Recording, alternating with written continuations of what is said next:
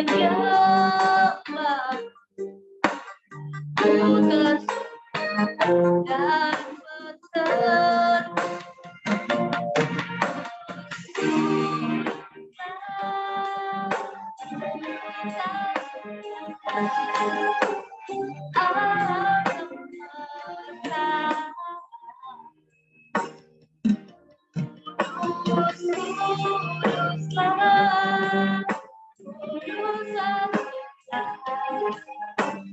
Sudah menyembah,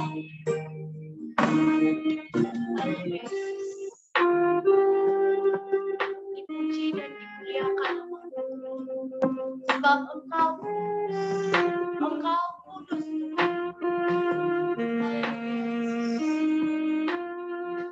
Terima kasih atas kasih. Kami mau datang dengan penuh kerinduan di hadapan.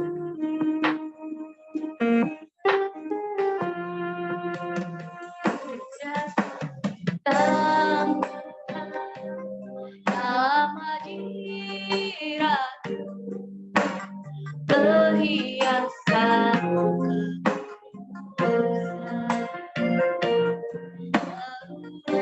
sudah sujud menyembah, ku tersungkur dan berseru, kudus, kuduslah, kuduslah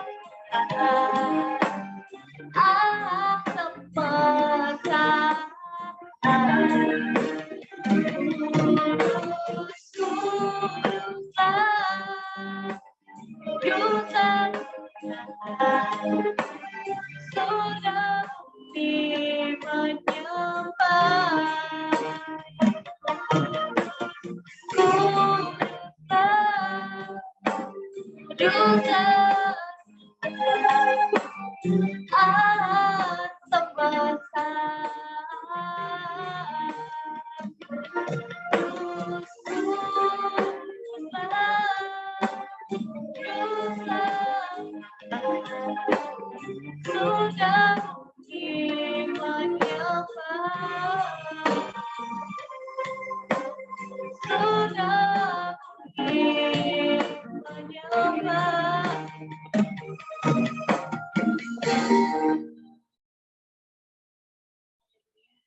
Haleluya Yesus. Segala kemuliaan hanya bagi nama-Mu Tuhan, di mana begitu besar kasih setiamu yang Kau limpahkan atas kami, yang Kau berikan atas kami Tuhan Yesus. Bukti nyatanya kami ada sebagaimana kami ada saat malam hari ini, khususnya kami yang ikut ibadah saat ini Tuhan. Engkau sudah menolong kami Tuhan Yesus. Panjang hari lamanya, pagi, siang, sore, hingga pada saat ini. Engkau sudah bersama-sama dengan kami. Saat malam hari ini Tuhan, kami mau beribadah, memuji dan memuliakan nama-Mu di atas kerajaan sorga. Bukti bahwa kami bersyukur atas kasih-Mu. Bersyukur atas penyertaan-Mu Tuhan. Terima kasih. Terima kasih Tuhan. Kami siap beribadah, kami siap memuji nama-Mu di atas kerajaan sorga. Saudara-saudari kami yang masih belum ikut bergabung di dalam nama Tuhan Yesus, mereka yang dalam keadaan malas, Engkau ketuk pintu hati mereka, Engkau gerakkan hati mereka Tuhan, Engkau lembutkan hati mereka, supaya mereka boleh mempunyai kerinduan yang dalam untuk mau bersekutu di hadapan, walaupun secara online Tuhan. Dan mereka yang sedang berhalangan dalam hal apapun Tuhan, kami percaya Engkau bersama-sama dengan mereka, memberkati, menyertai, bahkan melindungi setiap kehidupan mereka. Kami siap bersorak-sorai, memuji dan memuliakan nama-Mu. Kami siap memuliakan nama-Mu di atas kerajaan sorga. Berkati kami, urapi kami sambut kebenaran-Mu Tuhan Yesus lewat pujian kami dengan penuh sukacita. Terima kasih Bapak, terima kasih. Inilah doa dan permohonan kami. Kami mau memuji dan memuliakan nama-Mu. Dalam nama Tuhan Yesus, kami telah berdoa dan mengucap syukur. Haleluya. Amin.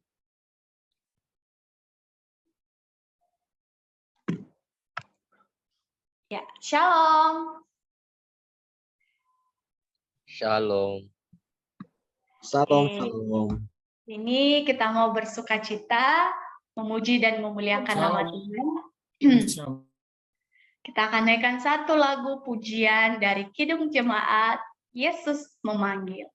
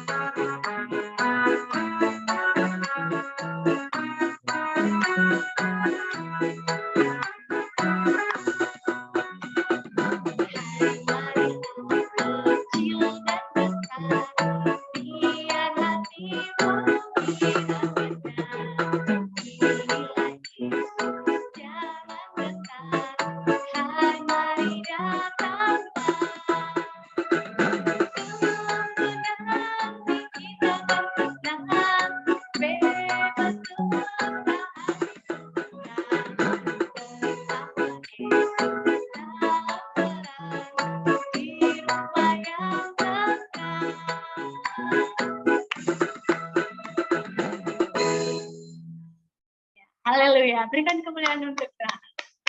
Ya, selama saya pelayan di sini, setiap ibadah pastinya lah ya, kami selalu mengambil satu lagu dari Kidung Jemaat. Dan puji Tuhan, ada banyak lagu-lagu yang memang saya suka ya, dan itu juga benar-benar memberkati saya. Jadi saya kayak rindu sekali kalau seandainya saya pelayanan, saya ingin juga saudara-saudari terberkati. Sekali lagi ya, saya mau mengulang lagu ini, nggak apa-apa ya. Yang lagi galau-galau, yang lagi sedih-sedih, marilah bersukacita untuk Tuhan. Ini nggak sering-sering loh, bahkan nggak lama pun. Marilah goyangkan badan sedikit saja. Masa di TikTok kamu goyang sana sini, tetapi ini untuk Tuhan kamu nggak mau gerakan badanmu. Ya oke, memang kalau kita lagi sendiri gini kan, banyak orang bilang, wah dia kenapa ya? Dia agak gimana gitu ya? Jangan pedulikan, ini untuk Tuhan. Masa di TikTok kamu pamerkan bodimu, kamu pamerkan gerakanmu, tetapi untuk Tuhan enggak, kamu salah betul. Jadi malam ini mari goyangkan badanmu sedikit saja. Sekali lagi kita naikkan pujian ini, Yesus Memanggil.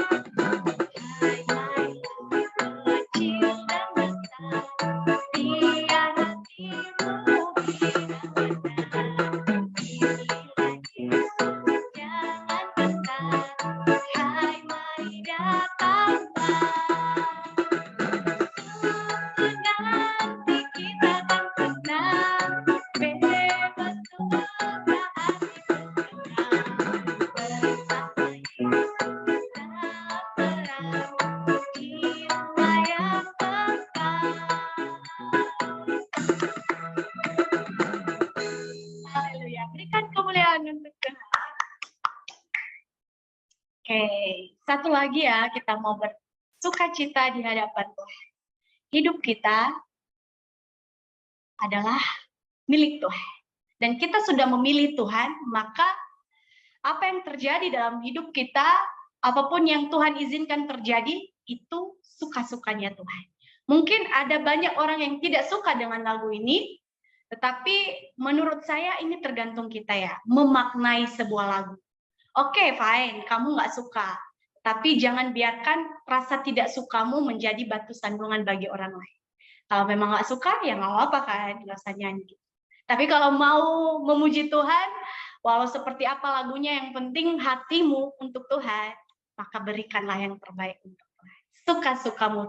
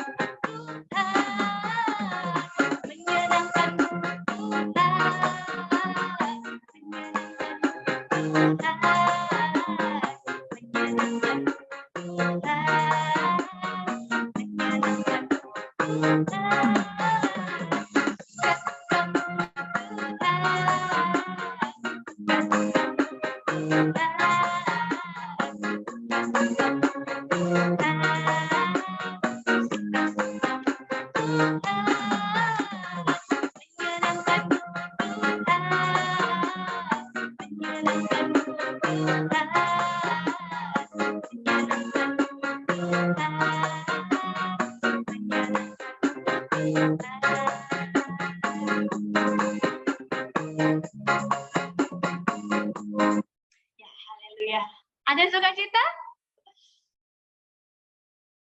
Yang ada suara, ada sukacita? Amin. Amin. Amin. Kemuliaan hanya bagi nama Tuhan. Jadi hidup kita bukan suka-suka kita lagi ya. Hidup kita adalah suka-sukanya Tuhan. Jadi kalau kamu berpikir kenapa ini terjadi, kenapa itu terjadi, tanya Tuhan, kenapa Tuhan izinkan itu terjadi. Oke? Nah, saudara-saudara yang terkasih dalam nama Tuhan Yesus, saat ini kita mau tenangkan hati kita. Kita sudah bersorak-sorai memuji nama Tuhan. Saat ini juga kita memberikan waktu untuk Tuhan berbicara kepada kita lewat hamba-Nya. Jadi kita mau meminta Tuhan menyelidiki hati kita. Selidiki aku.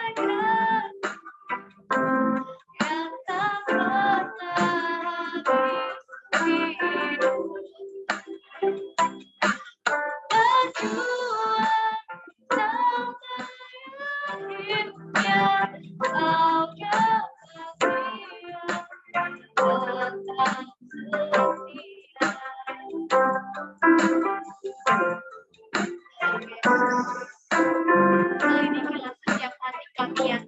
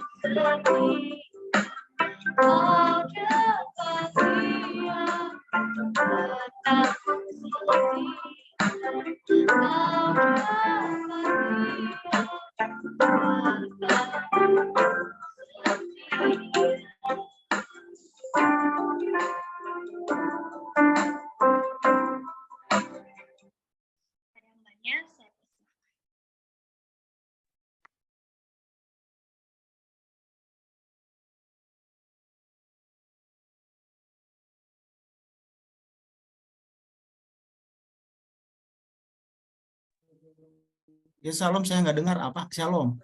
Sorry, terputus ya. Iya Pak, silakan untuk pimpin doa. Ya, sorry ya, terputus ya suara saya. Oke, baik. Mari kita bersatu dalam doa. Tuhan, terima kasih Bapak, terima kasih Yesus, Engkau baik bagi setiap kami. Kami kembali berkumpul, kami kembali bertemu Tuhan lewat Zoom ini, itu karena kasih setiamu bagi setiap kami. Tuhan, Engkau baik. Malam hari ini kami serahkan ibadah kami Tuhan, terlebih juga kepada firman-Mu yang kami dengar ataupun menjadi pelaku Tuhan. Dan percaya Tuhan, biarlah firman-Mu itu menjadi kekuatan bagi setiap jiwa tubuh roh kami Tuhan, dan menjadi jembatan bagi setiap jalan hidup kami di bumi ini. Terima kasih Bapak, terima kasih Yesus. Kami mendengarnya dengan penuh sukacita dan damai sejahtera. Di dalam nama Tuhan Yesus kami ucap syukur. Haleluya. Amin. Ya, shalom ya. Ya, shalom. Shalom. Shalom. Shalom. Shalom. Ya, ini Salam, sini salam. mungkin apa ini sudah masuk ke firman atau soalnya saya udah nggak kurang dengar tadi pas penyampaian apa Ibu Waruhu ya. Ya, Sudah ini udah masuk masuk ke firman, Pak. firman ya atau Sudah, Pak, gimana, sudah. Pak? Sudah masuk firman. Sudah masuk firman, Pak. Sudah ya. Ya. Baik, baik ya. Baik, mari kita ya, baik. Jadi saya minta di ada apa bagian yang bisa mentayangkan ya di PPT yang kemarin yang saya kirim dan lewat hambanya atau pakai tua bisa ditayangkan dulu PPT.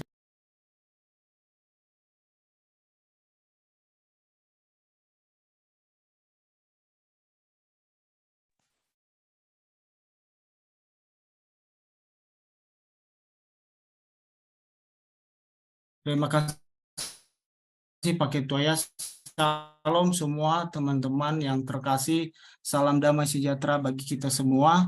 Dan saya percaya kita bukan sekedar hanya bertemu saja dan bukan hanya lewat karena Zoom ini atau duduk di depan laptop ataupun duduk di depan HP sambil nyanyi sambil goyang-goyang seperti apa yang disaksikan oleh Ibu baru tadi bahwa mungkin di TikTok bisa kita memberikan gentaran secara jiwa tubuh kita itu hanya sekedar untuk ibaratnya pekerjaan dunia, tetapi kenapa kita untuk menyembah Tuhan pun agak lemas dan loyo bahkan terlalu gerakannya artinya bahwa di mana kita bekerja saya rasa mungkin kita kerja ke setiap perusahaan ataupun kepada sebuah pemimpin pekerjaan ataupun yang punya kerjaan.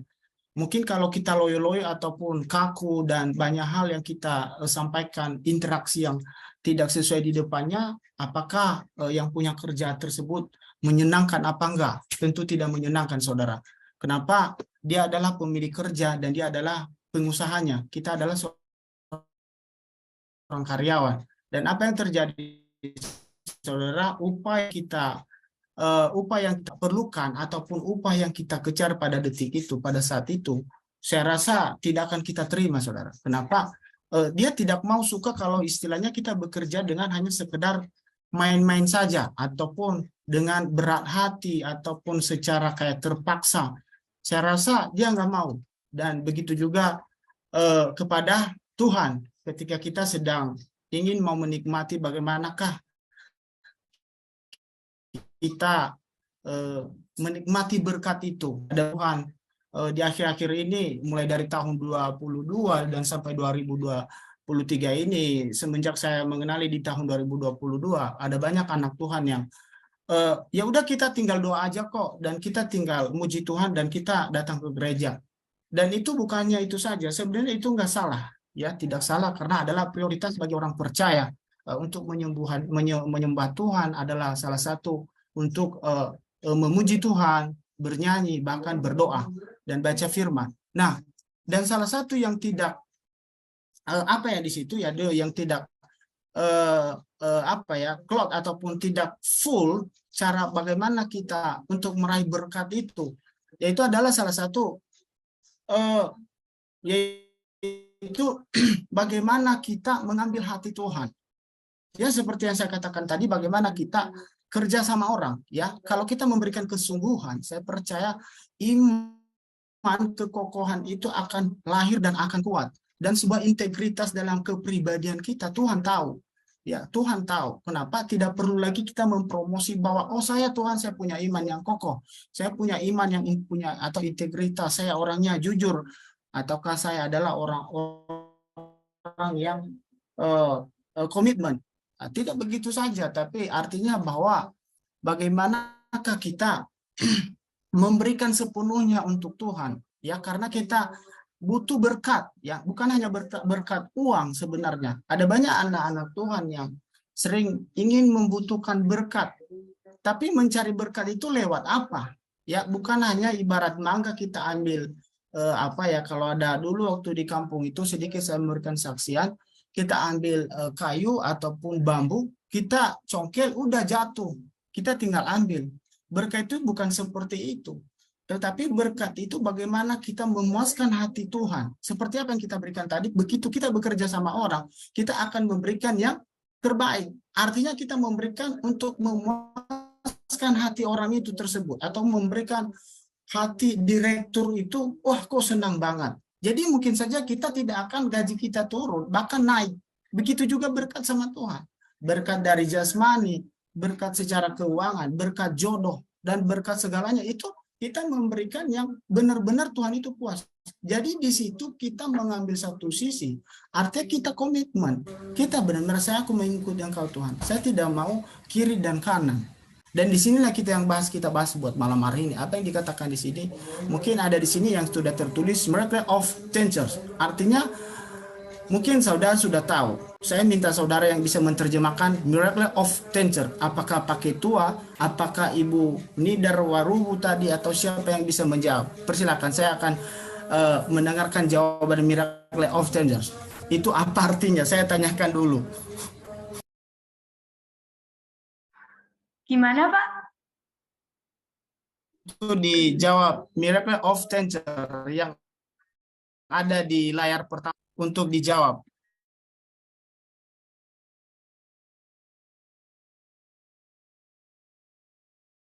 Artinya Miracle of Changer yang ada di layar yang di atas foto saya itu.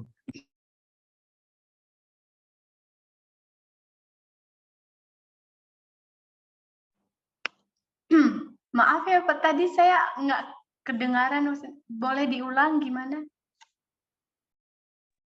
Yang saya minta untuk bagi yang bisa menerjemahkan ataupun yang bisa memberikan pendapat tentang Miracle of Changers.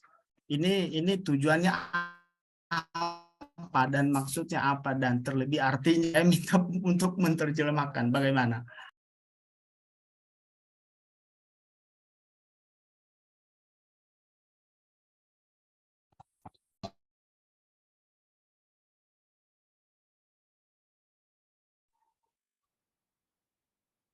Oh, saya kurang tahu, Pak. Ellen lebih tahu kayaknya. Itu bukan bagian saya maksudnya.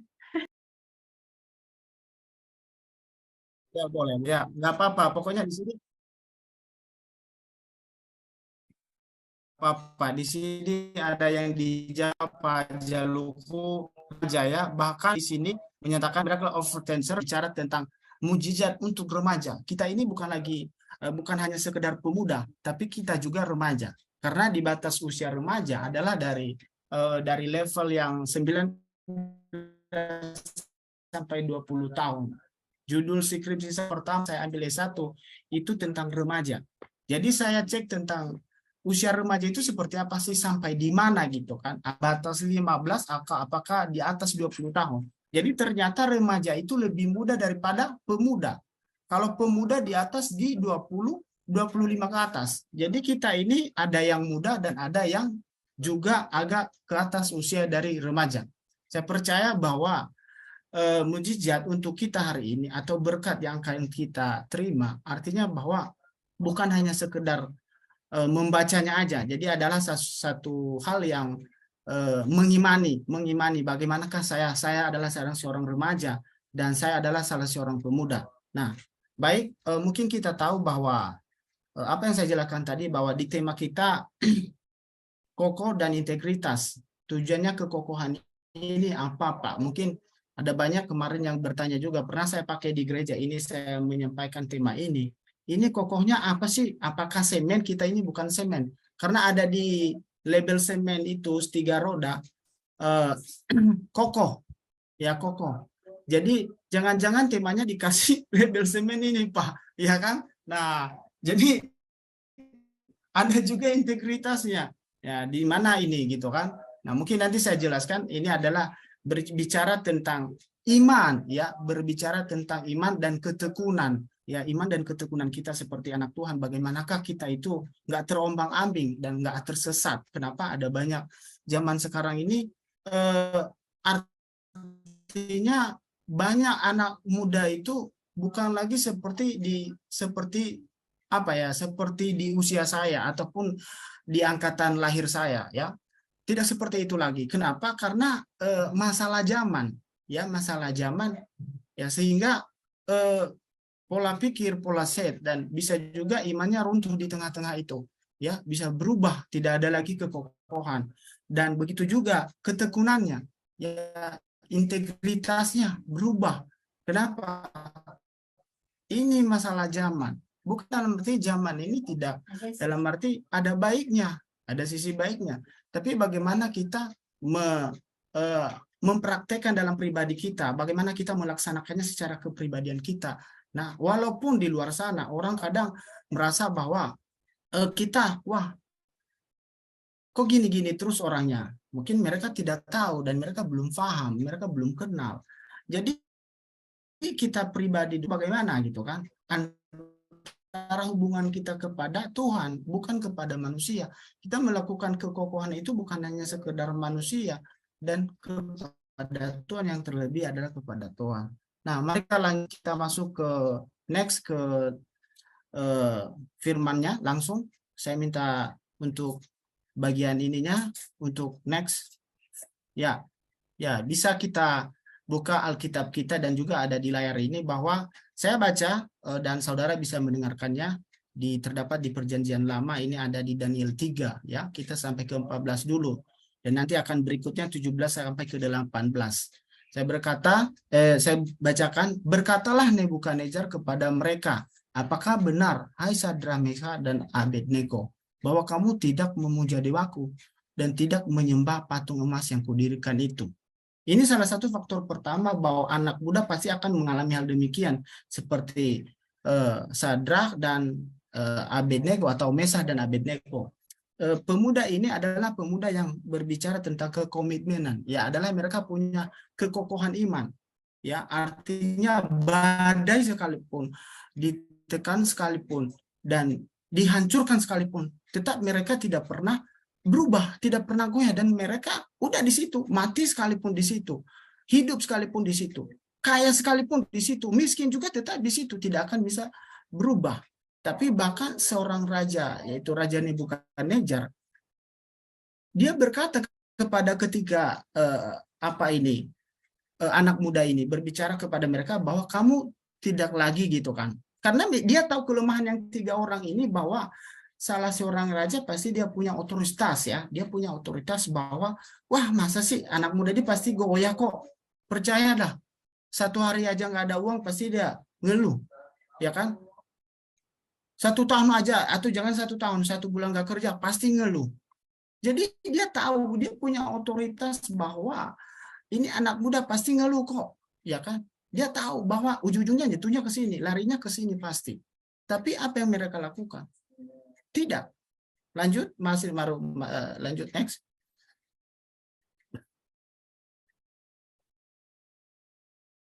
Nah, dan berikutnya dikatakan, jika Allah kami yang kami puja sanggup melepaskan kami, ya, maka ia akan melepaskan kami dari perapian yang menyala-nyala itu dan dari dalam tanganmu, ya Raja. Tetapi seandainya tidak, di sini ada kalimat. Ini kalimat terakhir, ini jawaban mereka yang tiga orang ini. Mereka memberikan kalimat yang istilahnya sih gini, mungkin kita kalau diajak debat, kita diajak pertanyaan banyak, mungkin kesimpulan kita apa? Udah masuk ke titiknya aja dah, nggak usah muter-muter. Dan mereka langsung ke poinnya, mereka berkata tetapi. Ini ada kata tetapi, di sini tetapi seandainya tidak. Ini salah satu problem yang sangat kita pelajari dalam setiap kehidupan anak muda. Kenapa kok orang ini kok bisa berani ngomong seperti itu? Apakah mereka nggak habis pikir? Apakah mereka itu tidak mikir dulu lah? Ya, artinya kalau zaman sekarang bisa mengatakan anak muda, wah jangan dulu bro, ya, atau guys, ya kan? Santai dulu bro, harus pikir dulu lah, jangan secepat menjawab hal tersebut. Karena ini seorang raja loh, lawan bicara mereka ini raja, ya. bukan lagi orang embel-embelan atau orang biasa-biasa aja. Ini orang-orang yang punya karisma ataupun dia punya otoritas secara kepribadian. Dia adalah seorang raja. Masa sih kok bisa tegas banget ngomongnya, langsung jawab, tapi seandainya tidak. Ini adalah salah satu komitmen mereka. Nah lanjut, hendaklah Tuanku mengetahui ya raja, bahwa aku tegas nggak? Tegas. Dan tidak akan menyembah patung emas yang Tuanku dirikan. Mereka secara kepribadian kita, mungkin di zaman era sekarang, kita bisa berpikir, kalau nggak kita, gimana sih ya? Kok berani banget orang dijawab seperti begini? Apakah mereka udah punya, ya kan? Itu secara materialistik atau keadaan. Apakah mereka punya? Gitu. Apakah kita punya? Kok kita bisa merawan perkataan ini? Apakah kita udah ada ini, udah punya duit, udah punya rumah, punya mobil segala macam. Kita udah punya jodoh, udah punya istri, udah punya keluarga banyak, udah banyak yang mendukung kita. Kok berani banget sih gitu? Mungkin secara kepribadian saya dan saudara pasti akan mengalami demikian. Kita nggak berani langsung. Tapi kok orang ini kok, apakah mereka ini gila-gilaan atau apa sih yang 3 orang ini? Apakah mereka ini main coplos ngomong aja atau apakah ini ada yang ngajuin mereka ngomong atau ada yang gimana, ada dukungan mereka? Nggak ada sama sekali. Di detik itu aja mereka langsung jawab. Tetapi seandainya tidak. Nih, ini salah satu pertanyaan yang kadang-kadang jangan menuju orang lain, tapi kita tuju diri kita sendiri. Bagaimana dengan saya? Ini salah satu probleman kita anak muda. Saya juga anak muda. Mungkin pernah saya juga dulu waktu Pak Ketua undang saya. Artinya bagaimana kita ini gimana nih? Nanti kalau ada sebuah pertanyaan seperti Sadrak, Mesah, dan Abednego, bagaimana dengan ini? Tapi mereka kok berani banget langsung ngambil. Kenapa? Satu hal yang mereka ambil di situ, kekokohan mereka. Dan ketekunan mereka sama Tuhan, mereka percaya. Miskin, kaya, nggak makan sekalipun, udah biarin aja. Nggak perlu kok.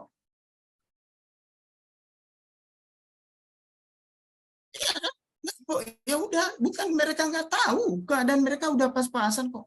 Tapi udah langsung mereka bilang, seandainya tetapi seandainya tidak, tetap juga masuk ke pendirian mereka. Next.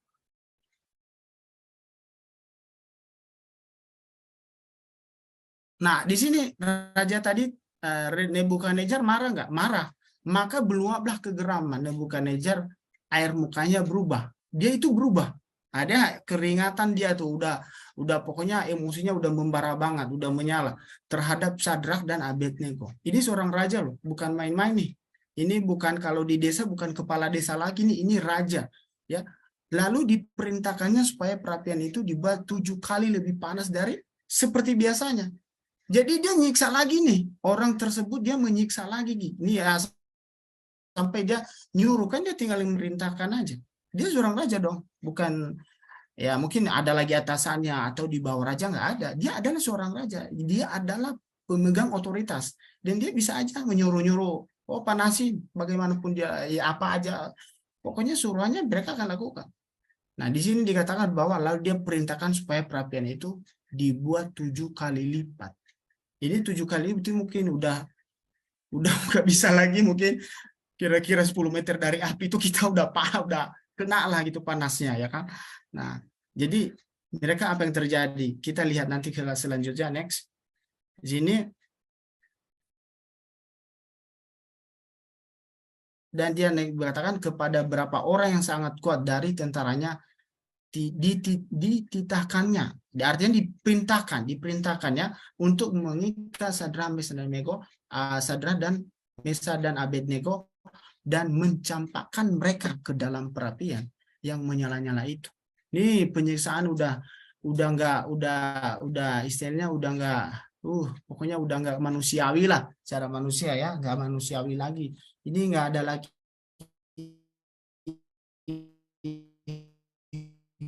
hukum yang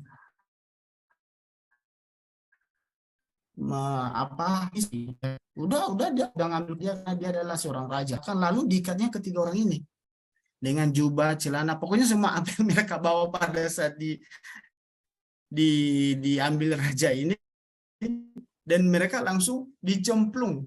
Ini dicemplung nih, nggak bisa dalam arti, oh udah sisain dulu topinya mana, atau nanti nggak kebakar ya. Saya ambil lagi itu topi mahal banget, enggak. Jadi semuanya dikasih semua tuh, dilempar semua. Nah, next. Tetapi ketika orang itu, yakni Sadra, Mesa, dan Abednego jatuh ke dalam perapian, yang menyala-nyala itu dengan terikat. Ini bukan lagi bebas, bro, atau saudara yang terkasih. Ini udah benar-benar sudah diikat, ya. Kayak kalau kita, kalau di kampung itu, kalau ikan yang sudah diikat lah kita lempar di api, ya dia nggak bisa bergerak lagi. Ya udah habislah gitu kan. Next. Dan apa yang terjadi, saudara? Di sini di ayat yang berikutnya dikatakan kemudian terkejutlah raja itu. Ini udah dilempar nih. Ini panasnya bukan lagi suhunya enggak cuma berapa, udah 7 kali lipat ini. Bangun dengan segera dan berkata ia kepada para menterinya. Ini ada menterinya lagi nih. Nah, bukankah ketika orang yang telah kita campakkan dengan terikat ke dalam api itu, jawab mereka kepada raja, benar ya raja. Nah, next. Dikatakan, dia tanya, ini dia tanya, yang kita lempar tadi yang 3 orang itu. Ya, katakan di ayat yang 25, katanya, ya, katanya, tetapi ada 4 orang kulihat berjalan dengan bebas, ya, di tengah-tengah api itu. Mereka tidak terluka, dan yang keempat,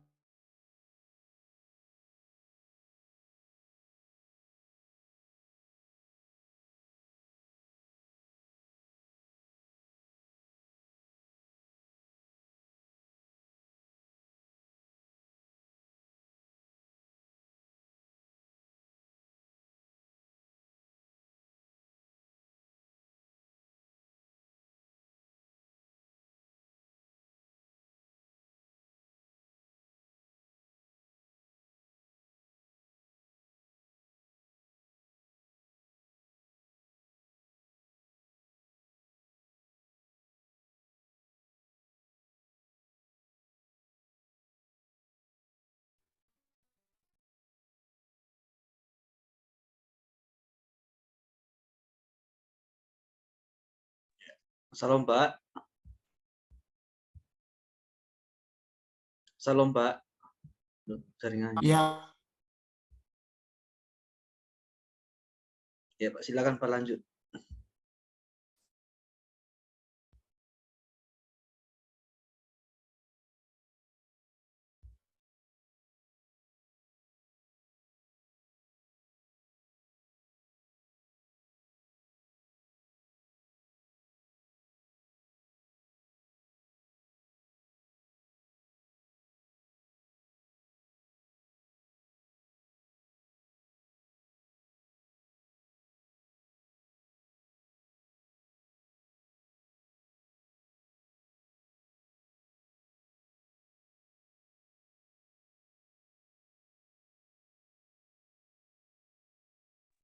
Ya, halo, Pak.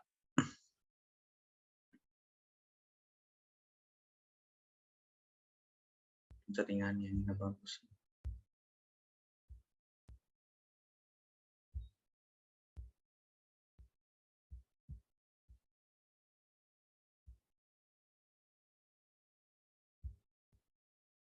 Ya, halo, Pak.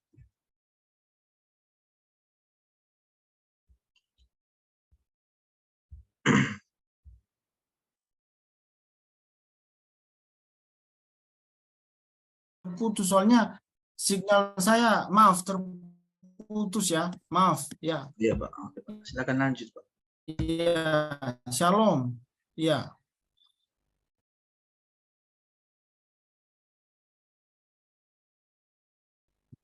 shalom ya.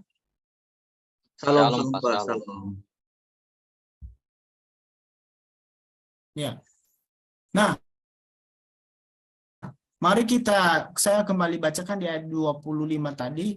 Nah, katanya tetapi ada 4 orang kulihat berjalan-jalan dengan bebas di tengah-tengah api itu. Ya, mereka tidak terluka dan yang keempat itu rupanya anak dewa. Ya,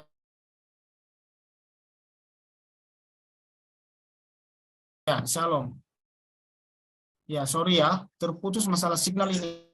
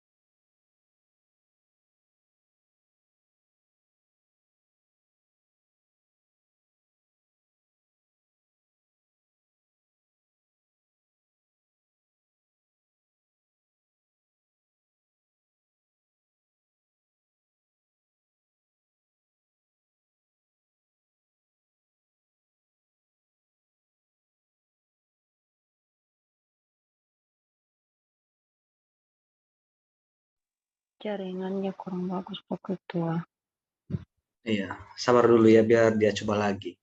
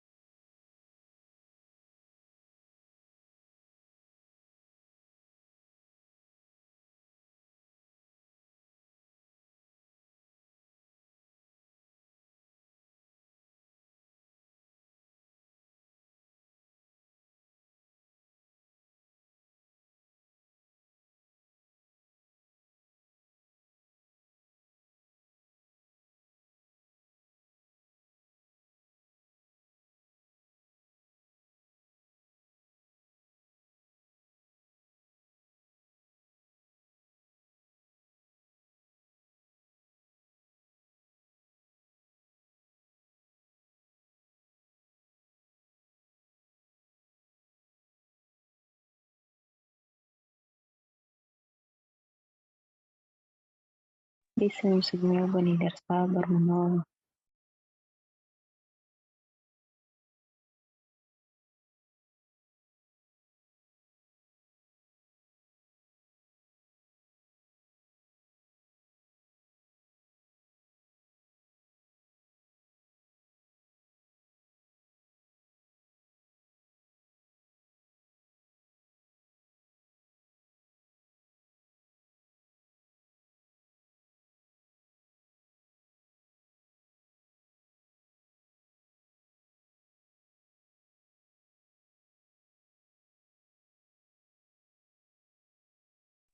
Sabar teman-teman ya. Sebentar lagi, dia lagi coba. Oke Pak Ketua. Sabar ya.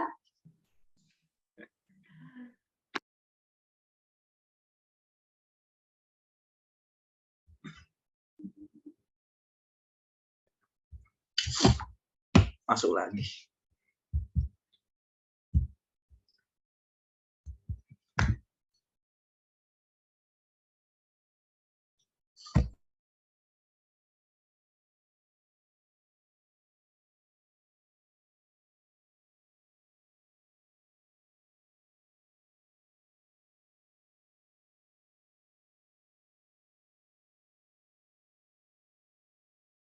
Halo Pak. Boleh ditayangkan lagi Pak Ketua ya. Maaf ya, tadi terputus signal saya sangat ini. Ya, kita Ya, Pak, harus tidak, Pak. sabar ini. Iya Pak. Ya, ya. Kami selalu Boleh sabar dulu. ditayangkan PPT. Iya Pak.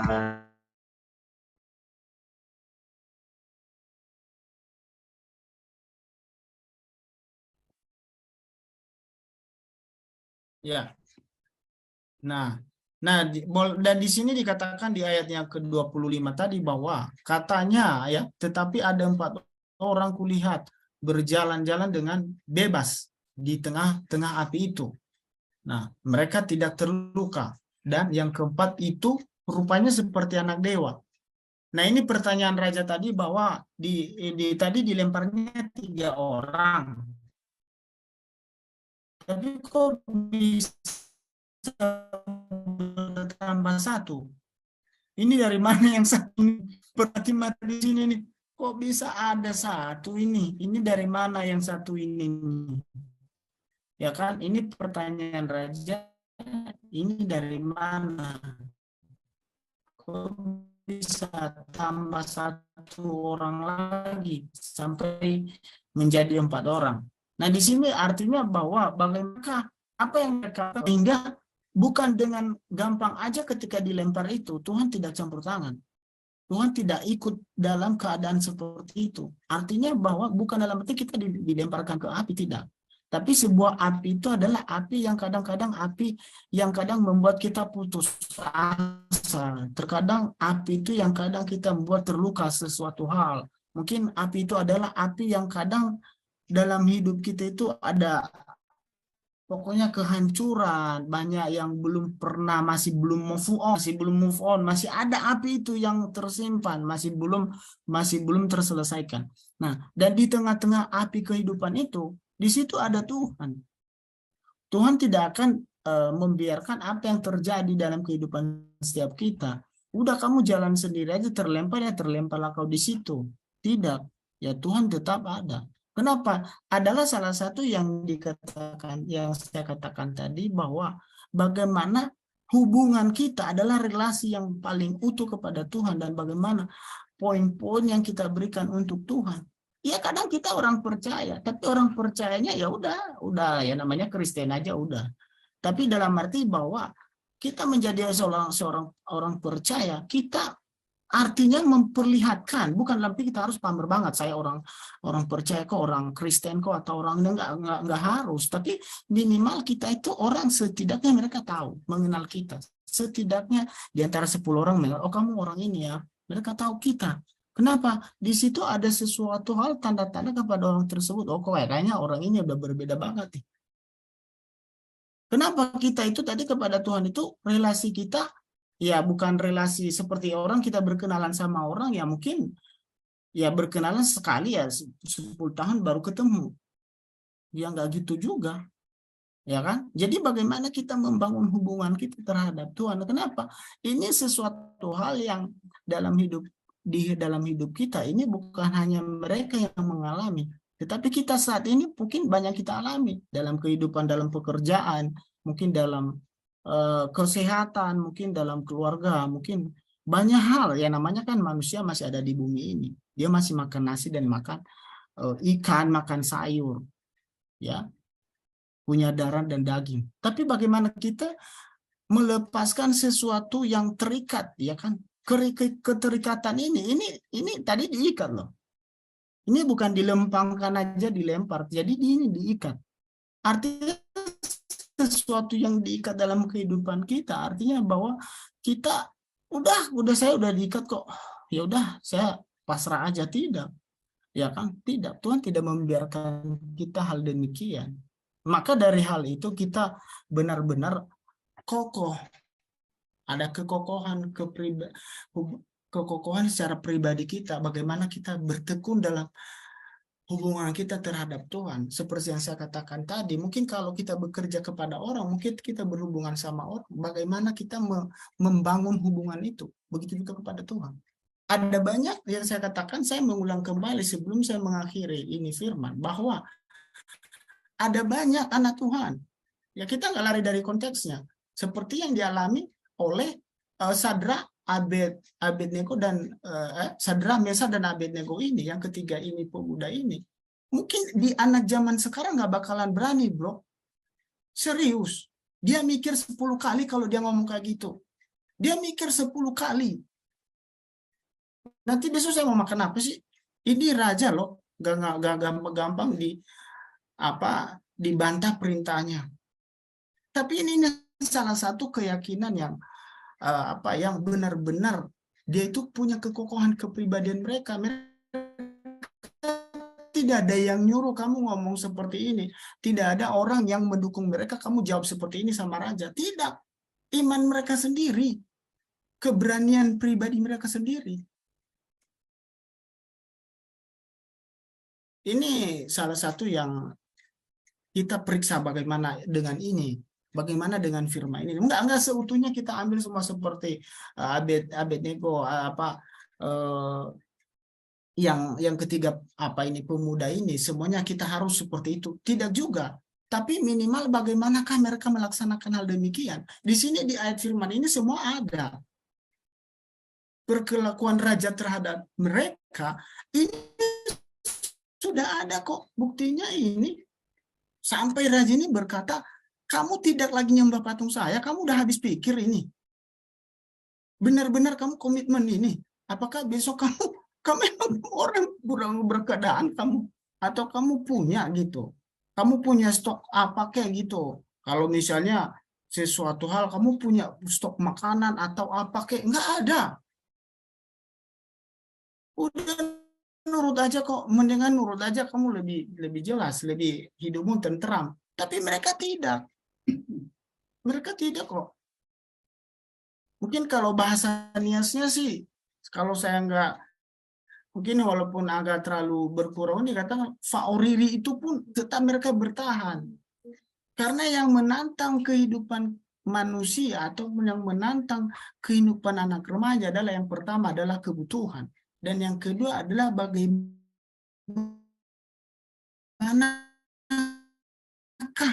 hidupnya itu yang lain. Otomatis itu adalah ciri khas anak muda, ciri khas adalah anak remaja. Dia kalau boleh temannya punya motor, dia punya mobil, ya kan? Temannya jalan kaki, dia sudah punya motor. Tapi seakan-akan bukan dalam arti itu tidak baik. Ada baiknya waktu bersaing sehat. Tapi salah satu dia seakan-akan terkadang dia hanya gara-gara itu imannya itu berubah loh, bisa dalam arti berbeda dengan apa yang saat ini dia tekunin, apa yang dia imani, apa yang selama dari kecil dari itu udah berbeda banget. Demi meraih ke perbedaannya, saya harus berbeda dengan yang lain. Sehingga dia bisa nurutin perintah Nebukadnezar. Karena kenapa? Yang saya katakan tadi bahwa karena dia ingin berbeda dengan yang lain. Jadi harus saya menuruti aja perintahnya Nebukadnezar. Kalau saya balik, saya rasa nggak ada gitu kan. Nah, next. Ya, di ayat 20 dikatakan, lalu Nebukadnezar mendekati pintu perapian yang bernyala-nyala itu, berkatalah ia, Sadrak, Mesah, dan Abednego, hamba-hamba Allah. Di sini dia berkata nih, hamba-hamba Allah. Tadinya dibilangin ini jangan-jangan ini orang-orang nggak benar nih. Ini orang-orang nggak benar nih. Harus benar-benar dicampakkan aja nih. Ini udah nggak beres nih. Ini pemuda-pemuda lah, aduh, nggak beres nih. Jangan-jangan ini mungkin ini udah diputusin pacar kek atau apa kek gitu kan. Mungkin ini lagi stres atau apa. Ini udah nggak benar-benar nih. Ini secara kemanusiaan. Ya namanya ya wajar-wajar aja lah. Pasti dia ngomong kayak gitu. Dan apa yang terjadi? Dia mengakui hamba-hamba Allah yang maha tinggi, keluarlah dan datanglah kemari. Tadi habis dicampakkan di api, ditarik lagi. Ini apaan sih maksudnya gitu? Habis disayang lagi. Kenapa dia menyesal? Dia merasa bahwa kok ternyata ini yang terjadi dalam kehidupan setiap mereka gitu kan. Lalu keluarlah Sadrak, Mesah, dan Abednego dari api itu, dan di ayat 27 dan para wakil raja dan para penguasa, para bupati dan para menteri raja datang berkumpul. Mereka melihat bahwa tubuh orang ini tidak mampan oleh api. Ini salah satu yang kalimat terakhir ini, tidak mampan oleh api.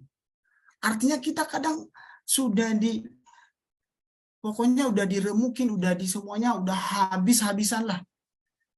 Tapi kok nggak bisa-bisa ya, ini nggak membekas gitu. Kok kayaknya orang ini kok nggak kena-kena gitu. Ini orang apa ini?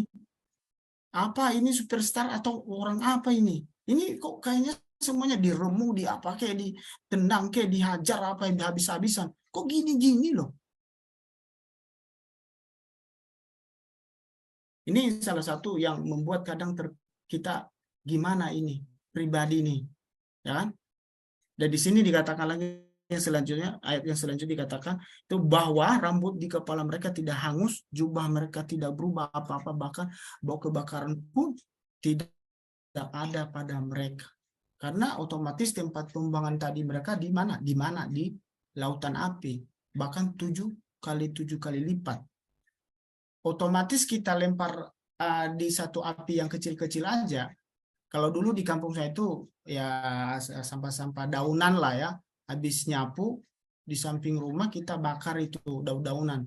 Nah, mungkin kita lempar satu plastik, satu kertas atau kresek lah kita lempar di situ di api itu. Masih ada nggak? Nggak ada, jadi abu. Serius, jadi abu, tidak akan lagi jadi seutuh seperti kresek tadi yang kita lempar. Jadi abu kok. Tapi kok ini orang 7 kali lipat kok nggak mati, nggak bakalan. Bau api pun nggak ada. Maka di satu pengakuan Nebukadnezar kepada setiap mereka bahwa mereka ini adalah hamba Allah. Bagaimana kita melahirkan bagaimana kita melahirkan kepada setiap jiwa-jiwa, bahkan kita ini, oh ini saya, bukan lagi kita pamer banget, enggak, tapi ini satu pengakuan raja. Dia berkata, kok ini hamba-hamba Allah, ternyata tadi ini bukan lagi orang-orang yang embel-embelan lah, orang-orang yang inilah, ini kayaknya kok baru nih saya lihat ini, saya baru tahu orang ini. Dia sadar nggak? Tapi mereka tetap komitmen dan berubah. Apa yang mereka tekunin, apa yang mereka serahkan hidup, jiwa raga mereka, ya udah serahkan aja udah. Mereka nggak merasa bahwa nanti kalau dilempar api udah mendingan ya udahlah kita ini aja lah, ngikutin aja daripada kita kebakaran. Tidak. Jadi mereka mengambil satu keputusan, kekokohan iman mereka.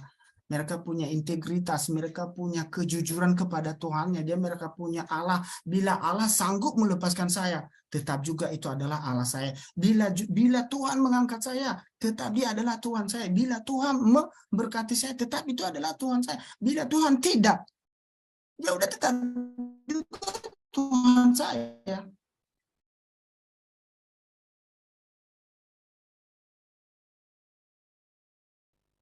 Gitu, ketika mereka menerima tantangan, mereka menerima sebuah pengujian pada detik itu, bukan mungkin kita tidak akan mengalami hal seperti yang mereka alami, tapi adalah sesuatu pengujian, tantangan. Terkadang kita banyak hal yang terkadang tanpa kesalahan, tanpa kita tidak pernah tahu, tidak pernah kita lakukan, bukan seperti itu. Kita orang di luar sana mereka mengatakan hal demikian, tapi apa respon kita? Respon kita apa? Ya saya punya Tuhan kok. Ya udah kamu bilang itu miskin, susah, embel-embel segala macam ini. Pokoknya kata-kata yang tidak menyenangkan dalam secara pribadi kita, secara kemanusiaan kita. Ya udah kita punya Tuhan kok. Bahkan orang memaki kita kalau dia punya Tuhan kok hidupnya seperti itu terus-terus. Kayaknya kok apa sih ini? Tapi mereka menjawab bagaimanapun tetap adalah Tuhanku. Dia mengangkat saya menjadi siapapun. Dia memberkati saya, puji Tuhan. Dia tidak memberkati saya sekalipun, tetap dia adalah Tuhan saya. Dia adalah Tuhan kami. Kami nggak mau. Nah, gimana ini? Karena kita masih belum kita mengalami hal demikian. Tapi terkadang kita hanya hal-hal biasa aja. Kita sudah lewat dari. Kadang-kadang kita sudah menyangkal Tuhan. Maaf aja kita kadang kayak Petrus, sudah kita menyangkal Tuhan. Bahkan Petrus ketika dia bareng kepada Tuhan, setiap hari paling dekat, bahkan dia paling menyayangi, murid yang paling dia sayangi adalah Simon Petrus. Bahkan kakaknya ada kok, Andreas. Tapi kok bukan di Andreas yang disayang-sayang, kok dia terus. Tapi apa yang terjadi? Ketika terjadi sesuatu, dia nyangkal. Ditanya, itu kamu bareng sama dia enggak? Enggak tahu saya. Dia nggak berani gitu kan. Karena ujung-ujungnya dia tahu. Ini resikonya nanti berakibat dengan saya. Nanti ujung-ujungnya nanti saya kena imbasnya. Nah kadang-kadang anak Tuhan merasa bahwa, aduh, nggak perlu ngaku jadi orang Kristen dah. Pura-pura jadi orang lain aja gitu. Nggak boleh. Itu nggak boleh. Ya kamu jadi kamu. Diri kamu ya jadi diri kamu. Nggak perlu artinya bersandiwara secara kepribadian. Udah saya seperti ini kok. Kalau kamu nggak setuju nerima saya, kamu menganggap saya itu dead, silakan, no problem. Kamu buat bikin saya jorok, saya bawa apapun itu, tidak berharga di matamu sekalipun. Saya orang nggak gini-gini, nggak pantas segala macam. Ya itu no problem, silakan. Itu haknya kamu, bukan hak saya. Karena saya nggak mengundang kamu untuk ngomong sama saya. Kalau kamu ngomong sama saya, udah silakan. Kamu menghargai ya, puji Tuhan. Saya bersyukur. Saya menghargai saya. Kamu nggak menghargai saya, ya udah nggak apa-apa. Kan saya nggak minta kamu harus menghargai saya. Saya nggak minta kamu harus artinya bahwa kamu harus begini-begini sama saya, tidak. Tapi saya juga nggak kalau kamu bilang, aduh orangnya begini-begini. Silakan. Itu urusanmu sama Tuhan. Ya kan, karena saya nggak seperti apa yang kamu katakan, seperti apa yang kamu saat ini tahu. Mungkin oh tadi kebetulan dia tadi sedang bengong gitu kan. Mungkin pernah kita lihat kayak orang sedang bengong. Jadi tiba-tiba dia bengong, dia mungkin apa yang dia pikir kejebak. Wah ini kayaknya kayak orang gila nih. Tadi bengong sendiri dia ini. Mungkin dia lagi nyanyi haleluya. Mungkin karena haleluyanya keluar, bibirnya berucap-ucap. Jadi akhirnya oh kok ini kok dia ngomong sendiri nih, ini jangan gila nih. Ya, gak apa-apa. Ya saya. Kamu mengatakan demikian itu pribadimu. Itu hakmu. Ya kan? Maka dari situ anak Tuhan adalah salah satu yang terkadang kita bagaimana kita merespon dengan baik. Intinya seperti itu. Bagaimana dengan Sadra Mesa, ya, Abednego merespon dengan baik dan mereka kokoh dalam satu keputusan. Mereka tidak akan berpikir banyak atau 10 hari memberikan waktu dulu. Saya pikir-pikir dulu Pak, ataupun Raja saya berikan aku kesempatan dulu berpikir. Tidak ada, detik itu aja langsung jawab. Tidak memberikan waktu lama, tidak ada. Atau merespon ke rumah, balik ke rumah dulu lah, mana tahu ada omnya gitu kan. Mana tahu ada omnya, dia bilang ya udah iyakan aja dah. Kalau Abednego setuju, Sadra kamu jangan, kamu anak bontot. Udah biarin itu Abednego aja, kamu jangan setujuin. Dan ini tiga-tiganya loh yang sangat sadis ini, mereka kok sepakat banget. Sepakat banget mereka mengatakan kami tidak miskin, jadi miskin pun, udah susah sekalipun tidak masalah. Bisa aja. Balik mungkin ke secara kepribadi kita balik dulu lah. Kita besok mana tahu kita kekurangan beras. Ya kan? Kita balik ke raja. Nanti raja terima kita nggak lagi dong. Ya udah kita gimana kekurangan beras, mana tahu nanti kekurangan beras, tanya dulu sama omnya lah, saya balik dulu ya Pak Raja, 2 hari yang lalu saya akan memberikan informasi. Tidak, detik itu mereka mengambil keputusan. Maka dari situ kita anak Tuhan mulai daripada malam ini kita mengambil satu komitmen keputusan apapun itu, karena yang melanda ataupun yang selalu menggoyahkan iman anak muda dan remaja sesuatu hal yang di zaman kekinian ini adalah kebutuhan, keperluannya. Dia ingin punya ini, dia ingin punya ini. Jadi ini yang menantang remaja, sehingga udah berubah sampai aduh ya udah Tuhan ampuni kok, kan Tuhan kita suka mengampuni. Jangan juga, jangan gampang aja ngomong Tuhan mengampuni. Jadi semau-maunya kita aja melakukan sesuatu, tidak. Harus kita bagaimanapun dia itu di samping kita gitu, jangan nggak usah, udah biasa aja kok. Orang nuduh apapun silakan, no problem. Tapi kita Tuhan ada di tengah-tengah kita. Inilah salah satu pengujian anak Tuhan. Dulu saya pernah disuruh pelayanan, ya disuruh pelayanan, bahkan ada cewek, bisa aja udah tukar nomor WA dulu lah. Kita udah nomor WA di satu grup pelayanan, ya grup pelayanan aja, informasi lewat grup aja, nggak perlu kita WA secara pribadi aja, nggak perlu. Kenapa? Kita punya komitmen, kita khususnya kita pelayanan, ya udah pelayanan. Nah kalau memang dia adalah jodoh kita, ya mau kemana? Makanya dikatakan secara kata dunia mengatakan jodoh tidak kemana. Kalau memang dia jodoh kita yang Tuhan berikan, dia nggak kemana-mana kok. Itu aja yang saya sampaikan, bahwa bagaimana merespon hati kita buat di hari-hari ini, apa yang tadi saya sampaikan sampaikan di renungan firman Tuhan di Daniel 3:14 sampai 26, bahkan sampai ke 27, bahkan kata terakhir mereka, sekalipun tidak. Ini salah satu tantangan kepada kita. Buat kita malam hari ini, saya percaya bukan hanya sekedar untuk artinya mendengarkan. Mungkin tanpa saya menjelaskan banyak, tanpa saya memberikan percontohan ilustrasi, ya, mungkin kita bisa tahu sendiri, kita baca Alkitab, oh kok ini tantangan kehidupan yang 3 orang ini. Apakah dengan hidup saya seperti apa?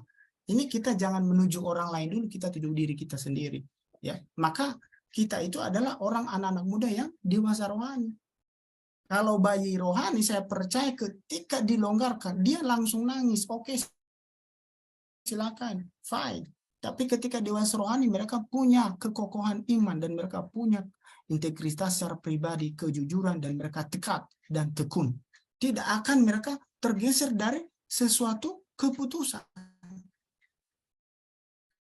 Jadi maka dari situ kita anak muda, saya percaya walaupun kita semua di sini bukanlah orang anak-anak muda yang sembarangan. Saya tahu di youth ini, di satu organisasi ini yang dibawain oleh Pak Ketua, Pak Jega, saya rasa mungkin waktu saya dulu diundang 1 tahun yang lalu, di tahun 2022, saya rasa ini adalah satu kebanggaan saya pun, saya bangga kepada teman-teman, kepada saudara. Nah Pak, kok masih nurut sama Pak Jega gitu? Kok bisa nurut sama Pak Jega? Kok lewat Zoom? Terkadang orang bosan, terkadang orang capek. Kok bisa ibadah lewat sini? Di sini terus.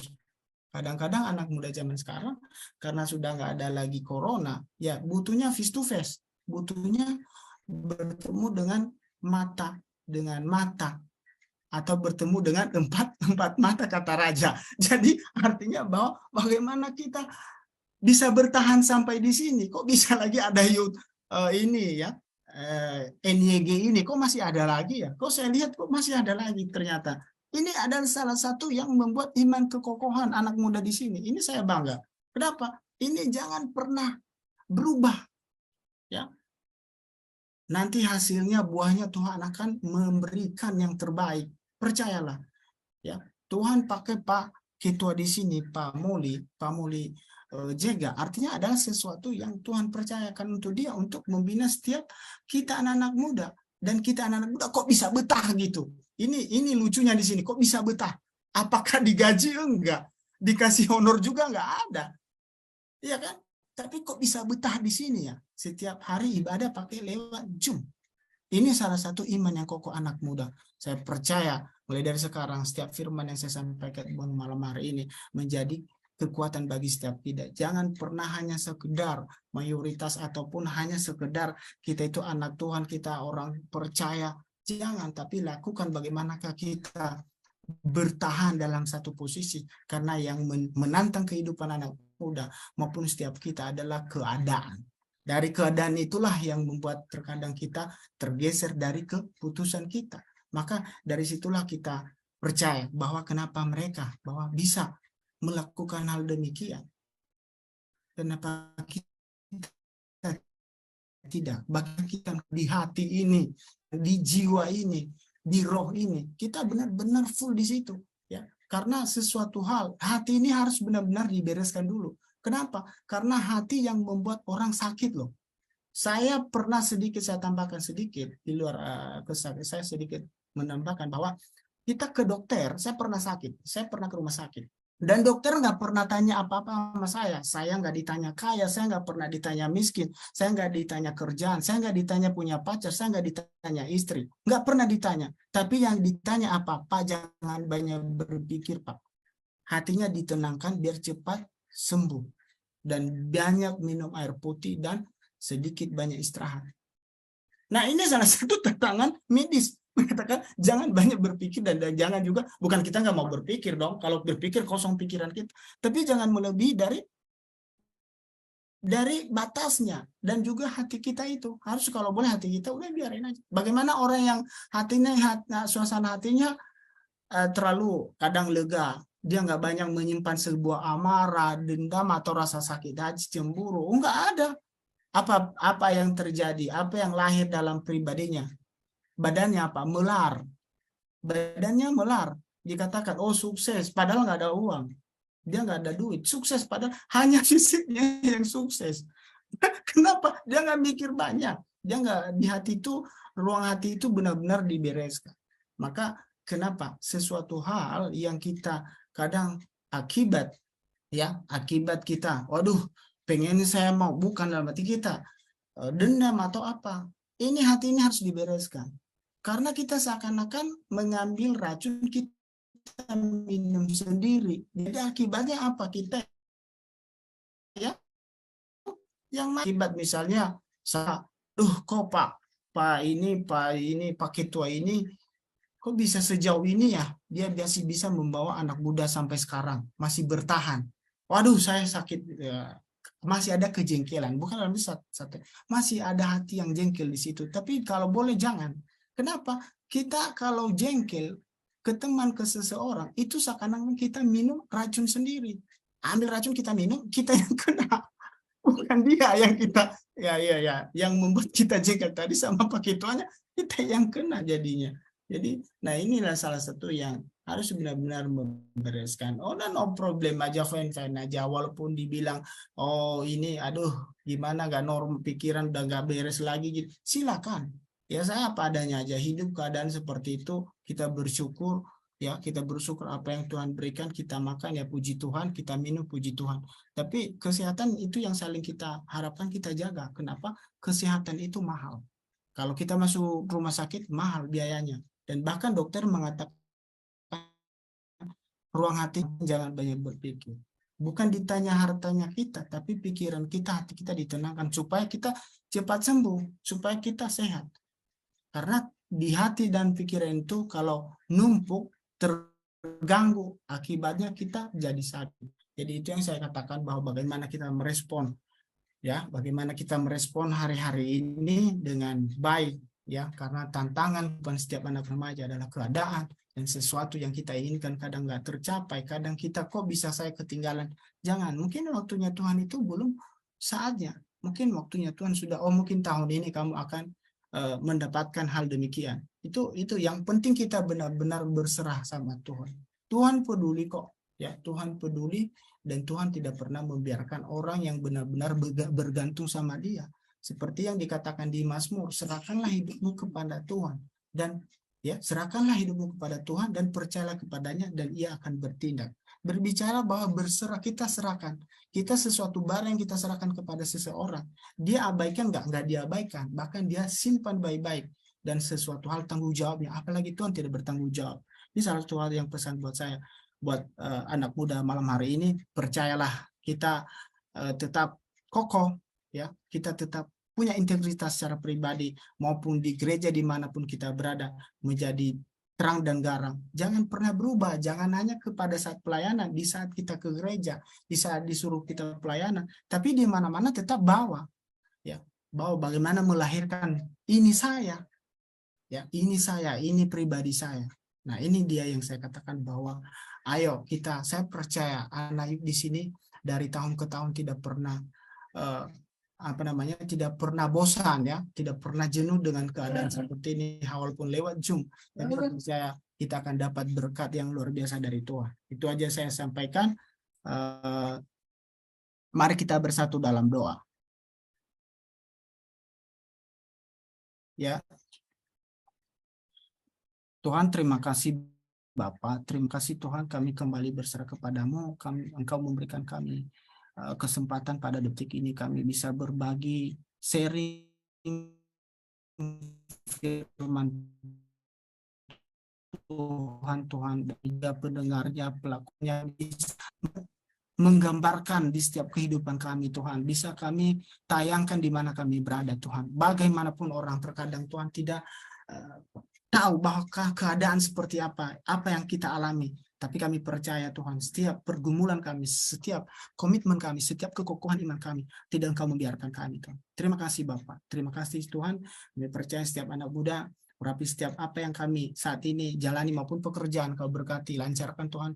Juga studi, Engkau memberikan kelancaran, pengetahuan, hikmat dari Engkau, Tuhan. Dan begitu juga hal apapun yang saat ini kami kerjakan, Tuhan, Engkau berkati, biarlah sesuai dengan kehendak-Mu, ya Bapa. Terima kasih Tuhan, ibadah kami terima, biarlah menjadi kekuatan bagi setiap kami Bapa. Terima kasih Yesus, terima kasih Tuhan, mengucap syukur, haleluya, amin.